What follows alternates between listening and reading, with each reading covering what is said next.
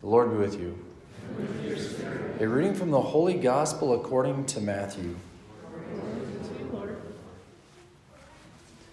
When Jesus was born in Bethlehem of Judea in the days of King Herod, behold, Magi from the east arrived in Jerusalem, saying, "Where is the newborn King of the Jews? We saw his star at its rising and have come to do him homage." When King Herod heard this, he was greatly troubled, and all Jerusalem with him. Assembling all the chief priests and the scribes of the people, he inquired of them where the Christ was to be born.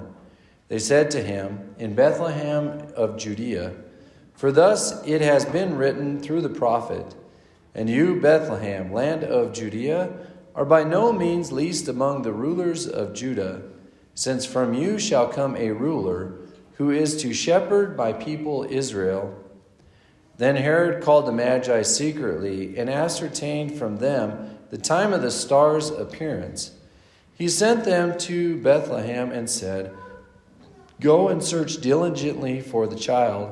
When you have found him, bring me word, that I too may go and do him homage." After their audience with the king, they set out. And behold, the star that they had seen at its rising preceded them, until it came and stopped over the place where the child was. They were overjoyed at seeing the star, and on entering the house, they saw the child with Mary, his mother. They prostrated themselves and did him homage. Then they opened their treasures and offered him gifts of gold, frankincense, and myrrh. And having been warned in a dream not to return to Herod, they departed for their country by another way. The Gospel of the Lord. Praise to you, Lord Jesus Christ. We always celebrate the Epiphany at the final Sunday of the Christmas season. It's kind of the culmination, in a sense, of Christmas. You know, the call to come, let us adore him.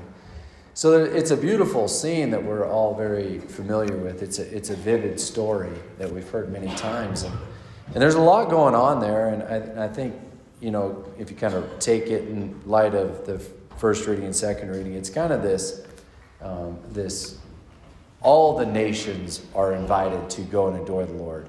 It's not just for the Israelites, like the Magi who came. They weren't even Catholic, right? So they weren't even they weren't even Jewish. Okay, so anyway, they're just guys in the world that are seeking God to the best of their ability, and they come and they find Jesus and they adore him, right? So anyway, Christ is opening the gates to all believers. That's kind of the impetus of the Epiphany in a broad sense. So there's a lot going on. But what's this feast day mean in my life in 2023, right? You know, I mean, and it can mean a lot of things, but what's there for us? So we don't just, oh yeah, I've heard this story before. No, what's in it for us? All right, and I would just say, I think the Magi have something to teach us, right? If you kind of look at their disposition, like who follows a star? Like who does that, you know?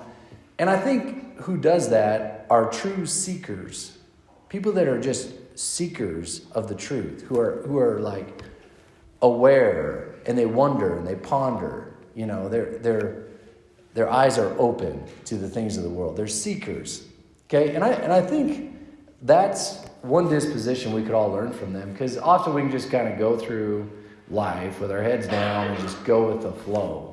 Okay, that's not open to the awareness of God, right? So, I mean, and Herod would that be that, and all of Jerusalem with him, who were like struck by this sight, or somebody saying there's something going on. Like they're just going with the flow. Okay, I don't think we want to do that. I don't think we want to go with the flow. I think we want to be seekers. If we want to carry this little Christmas spirit that we've been doing for the last few weeks, if we want to continue that throughout ordinary time, the rest of the year, like continually adoring the Lord and encountering him, having a relationship with him, we want to seek him. Okay, at least have the disposition of a seeker. And then to seek the truth. We don't just seek in vain. Okay, we don't just need. Seeking has an objective. Like these guys saw the star. Okay, we saw it, now we follow it. And then it came to land on Jesus. They found its destination, right? So, I mean, seeking has an object. We don't just do this vain experiment. We follow where it leads us. And I would just say it leads us to the truth. So that's my encouragement to going forward. Seek the truth. Seek the truth and you'll encounter Christ. He is the truth. All right, and we don't just, this is not just like some subjective mental exercise. Truth is objective. And my seeking is subjective. And when the two meet up, bam, we're overjoyed. Because we've found the truth. We found God. We've encountered the Lord. So I would just, okay, what is truth? Okay, this is an age-old question that St. Thomas Aquinas answers. Okay, we as priests, we study a lot of philosophy before we study theology, and that's relevant because God is logical. All right, so what is truth? Truth, says St. Thomas Aquinas, is when my mind corresponds with reality. Okay, when my mind corresponds with reality, and the two meet up. The subjective and the objective meet up, and we got a relationship. It's not that complicated, but often we can get stuck in our head and think, I've got the truth, when it's out in the left field. No. When my mind corresponds with reality, that's when we encounter truth. All right, so you can, like I said, we can get stuck in our head, and that's called an ideology, and we can push it. We see it all the time. And I would just say Herod kind of embodies that. He's like, stuck in his head with this weird thing. He doesn't go and encounter the objective person of Christ, the truth. Okay, so then he gets off the rails. And if we follow this conclusion, the Magi pieced out and went home a different way because they were scared of Herod, rightfully so. So then he goes and he's like, okay, I got to kill this king. That was his intent all along. Can't find him. So he just wipes out all the 2-year-old kids, male kids, in Bethlehem. Okay, that's what ideologies can do if they don't correspond with reality. Okay, so we don't want to fall in that camp. So we want to, seek, awesome, and then follow it. Where's it lead? When it encounters objectivity, when it corresponds, then I encounter God. It's a beautiful exercise, but we got to keep them on the rails.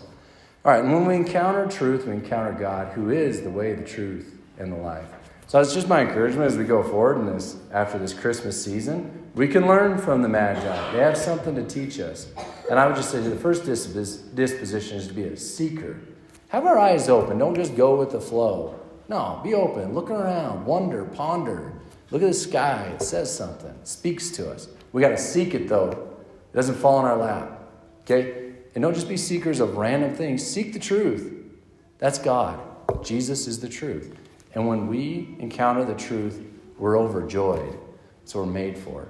Okay, the truth is objective. It's when my mind corresponds with reality, when the two meet up. Okay, that's when we have a relationship. So I would just encourage all of us to seek the truth, and encountering the truth, we encounter Christ.